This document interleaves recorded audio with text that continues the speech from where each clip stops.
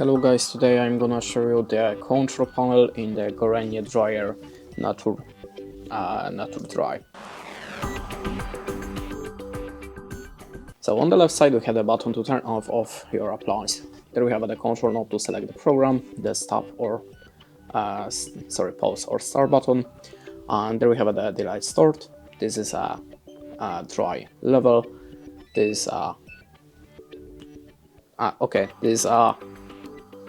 this delay end, and number 11 is a time dry function. Sorry about that. There we have also the anti-crease function, and basically that's it. If you hold these two buttons, you're gonna lock the panel. These two buttons together, the mute or bring the sounds again.